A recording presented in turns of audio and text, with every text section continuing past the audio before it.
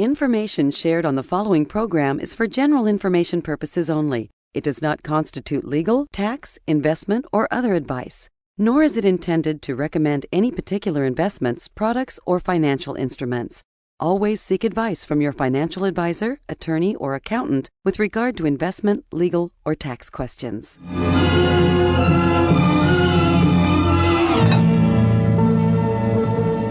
So this guy thinks we should enjoy our money instead of never spending it. He calls it the live well, die broke philosophy. Is this the little man in the sweater vest on TV? Yeah, that's him. Though he goes by Tony Walker. Oh, Frank, that man only works with millionaire Rockefeller types. No, that's not true.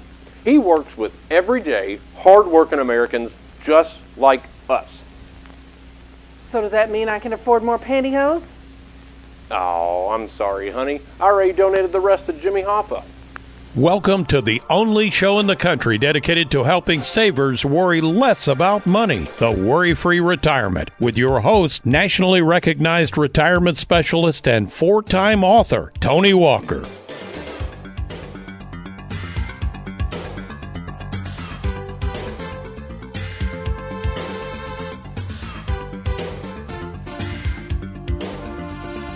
I don't know about you, but I love the thought of others who make it their life's mission to represent the little guy. My father was one of those types. Back in 1950, or late thereabouts, his Helping the Little Guy journey began as the recreational director for a local juvenile detention center located on the outskirts of Lexington called Kentucky Village.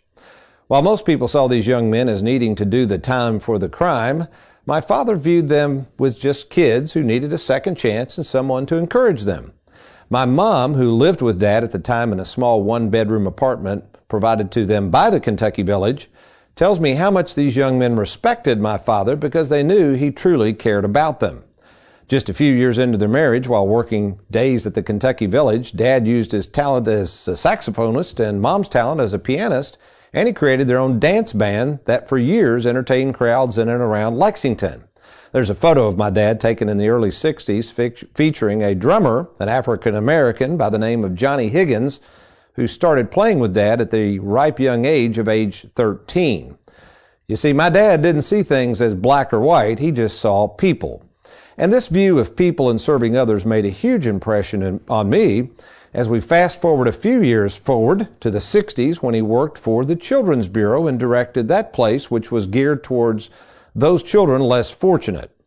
As a kid hanging out with my dad, some interacting with his staff and the kids there at the Children's Bureau, it made an impression on me how much he cared for them and how much he would go outside the box to try to entertain them.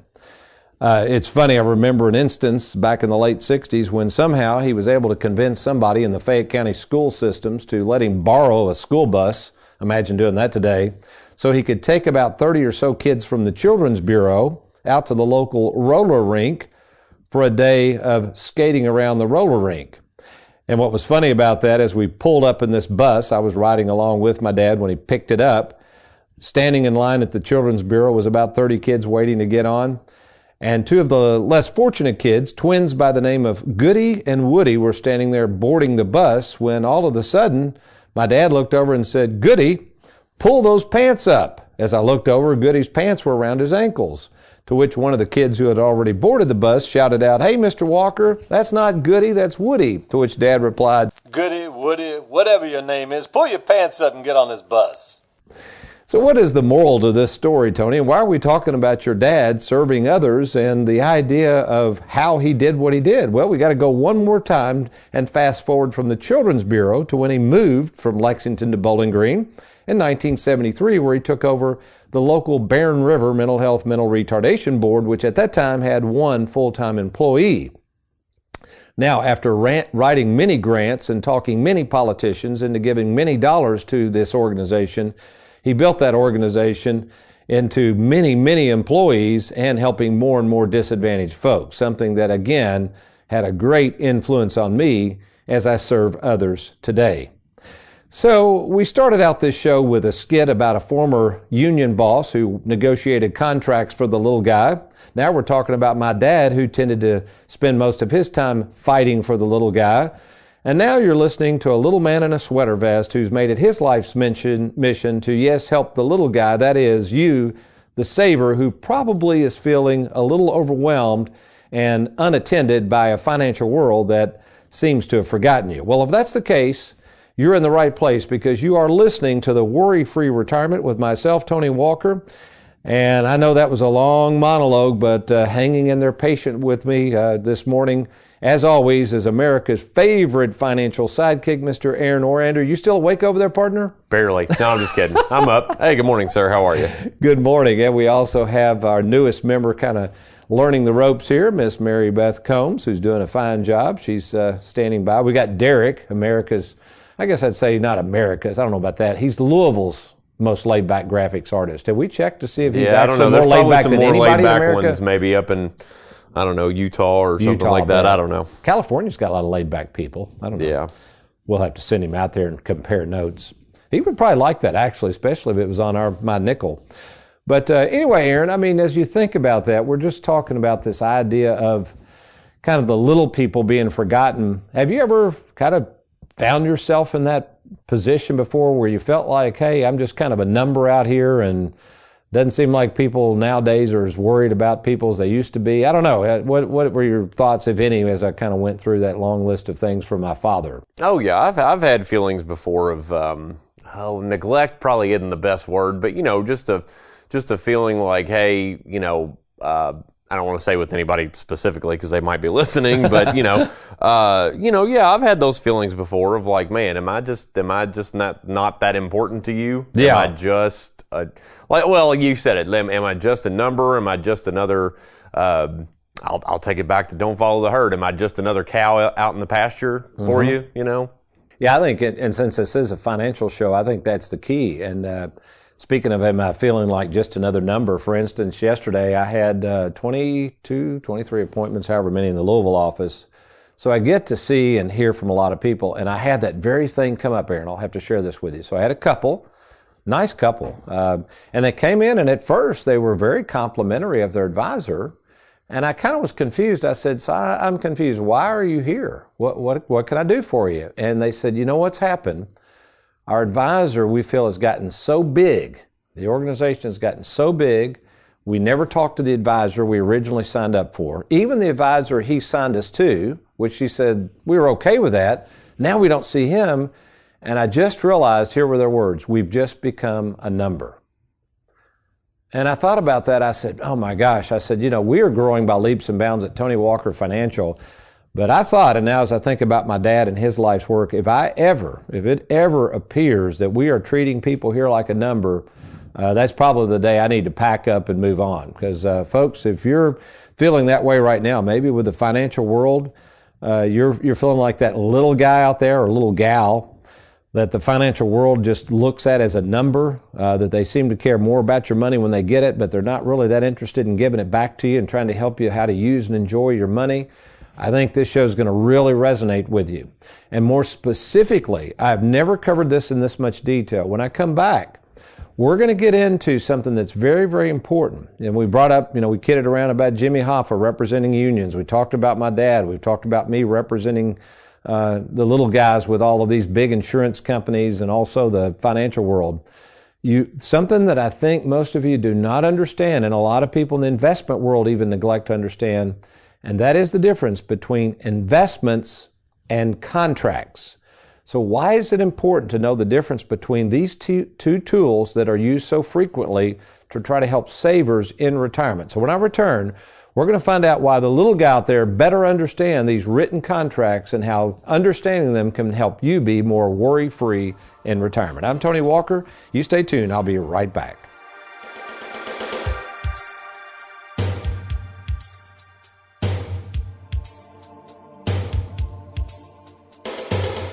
Have you recently retired, been laid off, or offered a pension buyout? Has the company you work for moved, been acquired, or closed its doors forever? And finally, do you have a 401k with a previous employer you'd like to move to safer territory? Then take advantage of this opportunity to move your 401k or lump sum pension to Tony Walker Financial. Let's meet in person to discuss your retirement options. Log on now to TonyWalkerFinancial.com to schedule your free, no obligation appointment. Let us help you today.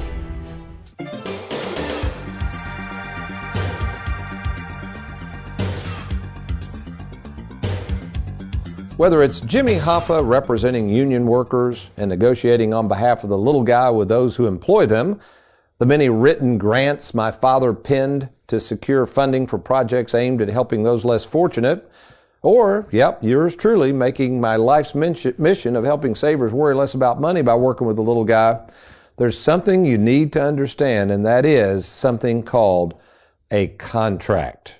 Oh, before I get into the show, I'm sitting here with America's favorite financial sidekick as we record this show on November 24th, 2021. By the way, when will this show be on, Aaron? So this show is going to air on January 13th of 2022. Golly, that's wild. And again, for those of you who say, why are y'all recording so far in advance? Well, we do that to stay ahead of the game, obviously. We do a new show every week.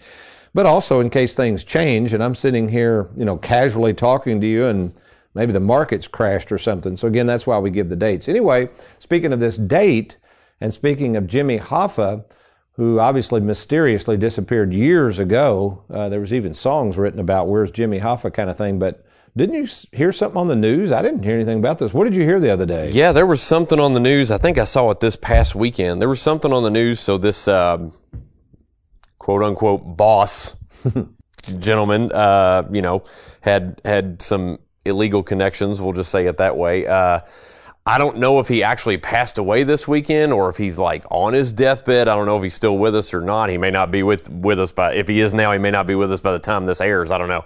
But he kind of started spouting off some claims that he knows where Hoffa is and he took part in it and all that kind of stuff. So they have, as of this date, November 24th, they have reopened the investigation into where's Jimmy Hoffa. It was closed for 30 years or something like that, and they've reopened the investigation now.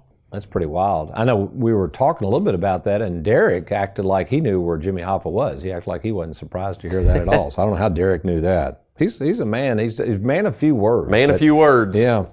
But so what we're talking about, folks, is this idea of a contract. So let me define what a contract is. Really, a contract is a document, and here's the key words, that is legally binding between two parties. So, Aaron, without getting too nosy, do you have a mortgage on your home? Yes, I do. Okay. Well, that mortgage really, whether you knew this or not when you signed off on it, is a contract. It's a contract between you and the lender, right? The lender gave you the money to buy the house, correct? Correct. Okay. Shifting Sands of Texas or wherever you got that money from. That's right. It was a duel between them. I got it from a guy who knew Hoffa. Yeah. We'll just put it that way. Or Hoffa International Banking System. Hoffa International. Okay, so it's between you and the bank, and you are agreeing in exchange for that money to pay a certain amount of interest, right? But it's in writing. They can't just change the contract. It's legally binding, and if either party tries to break the contract, then the law steps in. Does that make sense? Right. I have to pay my part. They can't change it. Yeah, that's the whole point of it. We each have our part to play. And so what's interesting is a lot of people don't understand that insurance companies, first and foremost, folks, a lot of people say, well, I got my money invested with an insurance company, or I got my money invested in an annuity. Well, you might be investing your money there, but insurance companies, listen closely, do not offer investments. They offer contracts. So in order to understand a contract, then you say, well, wait a minute, Tony, what is an investment then? If insurance companies don't offer investments, but I'm investing in contracts, what would be the definition of an investment? An investment is something you invest in for hopes of getting a gain on that principal. Now, investments could be things like stocks, bonds, mutual funds, exchange-traded funds, real estate, CDs, money markets. Okay, so those are called investments. Now, they aren't really in writing. And somebody might say, wait a minute, I got a CD, I got a certificate of deposit, that's in writing. And I say, yeah, but that's a certificate. It has an expiration date of probably 3 to 5 years. It's really not a contract. It's a certificate telling you what you got for a limited period of time. That's really what it is. And in most cases, other than CDs and bank instruments, you got to remember something. The vast, vast majority of investments are not guaranteed. They could lose value. Now, why are they not guaranteed?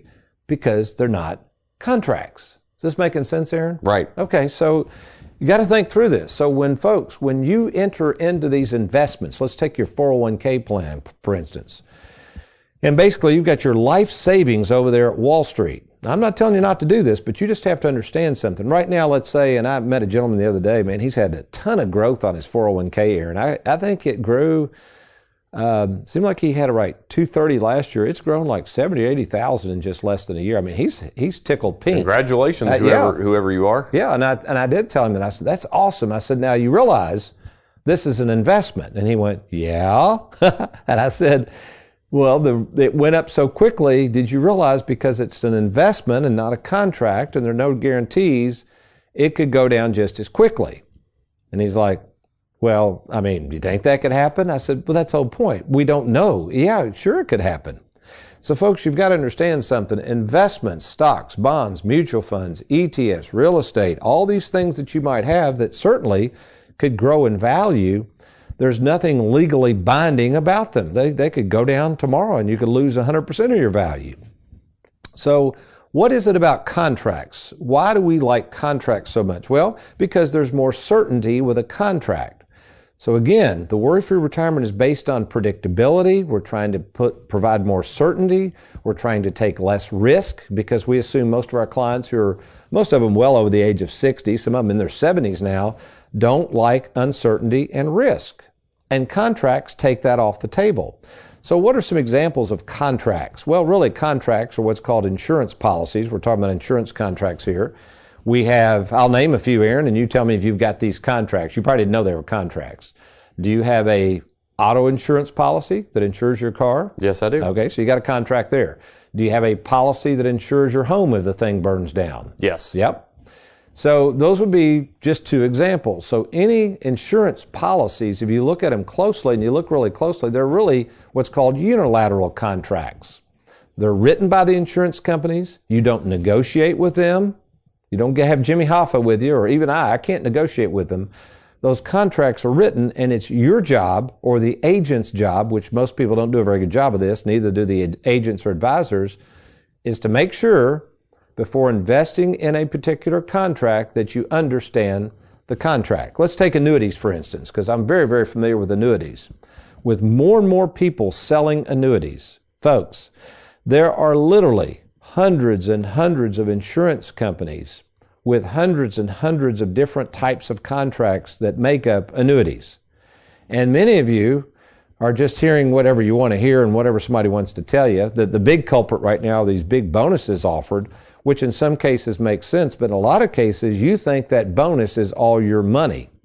And you think that there's no penalties, you don't think there's any catches.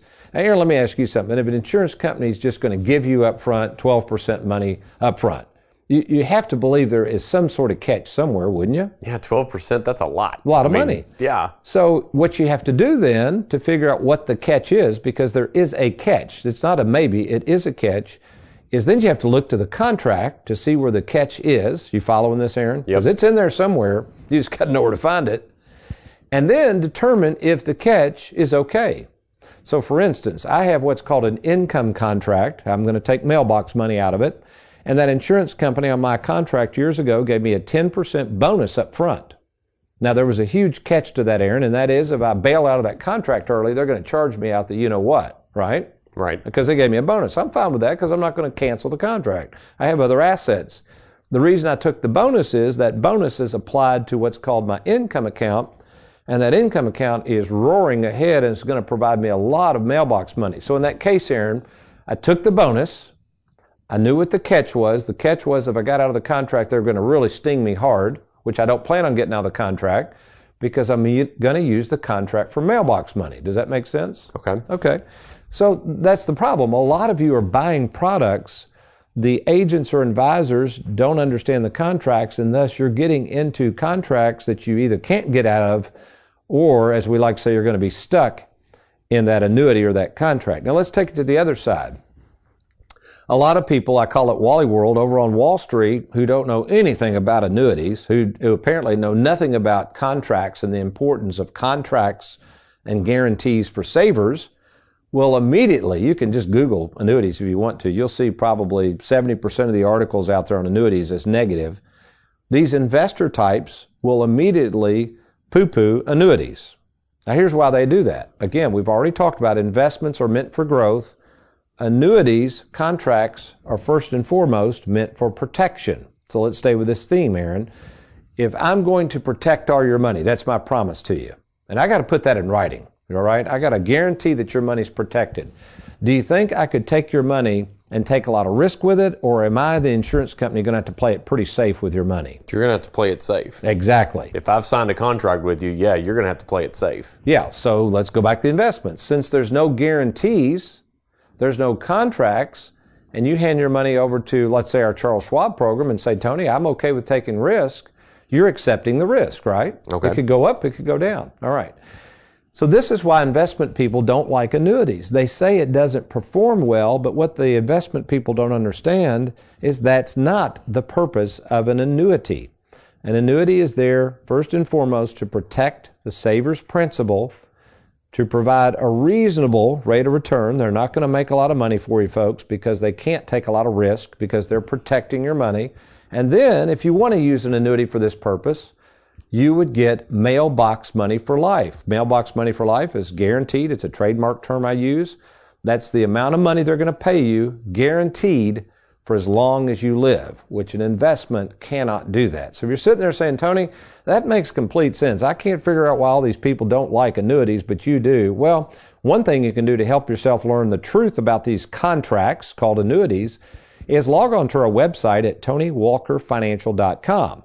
And what you can do is go to the download section, and we have an Annuities Made Easy, we have a Mailbox Money Made Easy, and also a booklet that's free to download called Insurance Made Easy. And what I would suggest you do is download those booklets, read those booklets, contact our office, and I'll be happy to talk with you by phone or over at Warrants. That's right, the owner of the company, Tony Walker, will be happy to meet with you in either our Bowling Green, Lexington, or Louisville offices. Or if you like, if you don't have access to the internet or you'd like a hard copy of these booklets, all you got to do, give us a call, 877-499-9255. That's 877-499-WALK. Well, I hope you're enjoying the show. We've got a little bit of time left. When I come back, Aaron, I think I've told you about this. My favorite nephew and fellow fiduciary, Wes, what he heard on the radio from a financial entertainer. Yes. Okay, this is going to be good. We're going to find out how goofy, how obscene almost some of the advice people are getting on retirement planning nowadays.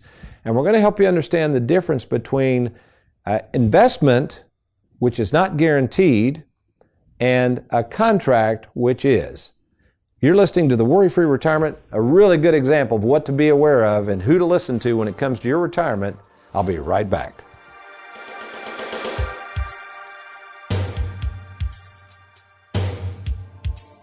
Who can you trust? It's one of the most important decisions you'll have to make. Question is, are you ready? Well, we're here to help at Tony Walker Financial. You know, we care more about you than we do your money, and we have over 2,000 happy clients and an A+ rating with the Better Business Bureau to prove it. Rolling over a 401k, confused about Social Security, maybe you're afraid of running out of money. Learn how to use and enjoy and protect your hard-earned money. Log on now to TonyWalkerFinancial.com and let's get started.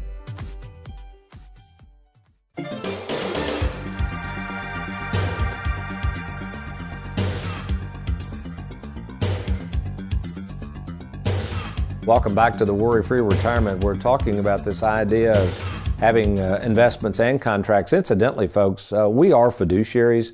We can do both. We can do the investment side. We use Charles Schwab as our platform for that. We have a very low fee basis. It's 0.8% of the year. Plus you get me thrown in the deal for free, plus our fiduciaries, plus all the balancing, remodeling of all the portfolios. I said remodeling. I'm remodeling in a house, folks. That's modeling. I got my mind on this house. I'm remodeling, Aaron. Anyway, so we do all of that for 0.8%. So if you're interested in learning more about our Charles Schwab platform, obviously go to our website at TonyWalkerFinancial.com or give us a call. And then, of course, we do a ton of annuities. So we understand both of those worlds very well. Now, let me set the stage in our remaining time.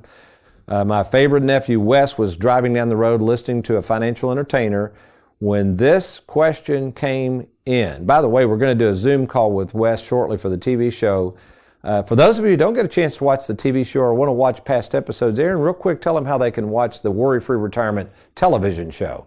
Sure, no problem. Folks, all you got to do if you want to watch past episodes of the Worry Free Retirement, just go to youtube.com. That's youtube.com. And right there in the search bar at the very top, just type in Tony Walker Financial. Click search, and you'll see Tony's smiling face right there. Just click on that, and you're going to find past television shows as well as all types of other video content. Thank you, Aaron. Okay, so in the essence of time, here was the question that my favorite nephew Wes overheard as he's riding down the road. Someone called in, I'm paraphrasing here, but basically asked the financial entertainer the following. I have $3 million. I need to retire. I think he said he was 58. And I want to know how much money I can draw off of and live comfortably in retirement without affecting the principal too much. To which the financial entertainer said, well, that's easy. This is the flippant advice, folks, you got to be careful of. That's easy, he said, according to Wes. All you got to do is put it in growth mutual funds, earning 10%. Okay, first of all, that's not guaranteed, folks, but let's stay with this. And that'll give you $300,000 a year for the rest of your life, and more than likely, you'll still have plenty of money left at the end of that time, which I said, Wes, you got to be kidding me. So he sent me a video clip, and I watched this, and I just shook my head. Folks, this is so negligent. And you got to understand, one of the problems is most of these people giving advice are not fiduciaries. They are not held to a higher standard. They are not regulated by government officials. They can tell anything they want, and there's no accountability whatsoever, and you are possibly the victim of such poor, shoddy advice. So what I did, I had our own Heather Hughes go into our software, and there's something called macroeconomics. So folks, let's just stay with the math. Basically, this financial entertainer is falling into the trap of a lot of other advisors. They think financial planning and retirement planning is math. Folks, money is not math. If we needed to do this just based on math, you wouldn't hire financial advisors. You'd go to your local university and hire a mathematician. This has nothing to do with math. You can't just take $3 million times 10%, which is $300,000, and assume the world works in a perfect vacuum, and there you go. It doesn't work that way. In fact, what I did, Aaron, we went all the way back in time using the S&P back before the first huge crash that I saw when I got in the business back in '87. We fast forwarded using the S&P's numbers. Imagine that a money manager was managing this, charging 1.5%, so they forgot about that. You got a guy charging or expense ratios on it. You got taxes. They forgot about that, Aaron. You got to pay taxes. We only assumed a 20% tax rate. So we're assuming fees, taxes, and every year taking out $300,000 because that's what the financial entertainer said was possible. Forgetting the fact that you're taking out money during periods of time when the market is crashing, which it does about every 7 years or it goes down significantly, at least historically it has. So I want you to guess, Aaron, based on this advice. Now, this was the flippant advice the financial entertainer gave. When, if at all, would this account run out of money? I'm going to give you some hints. Would you say 20 years, 30 years, or never? Never, I guess. There you go, because that's what the financial entertainer said. No, that's incorrect. So in the year 26, this person in this example, we started at age 55, would be age 80. At age 80, under that same scenario, they would be out of money. So folks, the moral to the story is, if you're going to be serious about retirement, now first of all, if you're a saver, if you're that person concerned more about the return of your money than on it, if you want to meet with somebody that's experienced in this area, that has a large firm of people to back me up, to service what we sell, salaried fiduciaries, local, someone you can meet with in person, why don't you do this right now? Log on to TonyWalkerFinancial.com, TonyWalkerFinancial.com, click on that Let's Get Started. Whether you've got a 401k, you're retiring, thinking of retiring soon, maybe you received an inheritance. We want to be there to help assist you. And we can meet with you at no cost or obligation. Again, just TonyWalkerFinancial.com is the website, or give us a call at 877-499-9255. That's 877-499-WALK. Well, we hope you've enjoyed today's program, but you remember, between now and next week, if all else fails, you be worry-free. Make it a good one.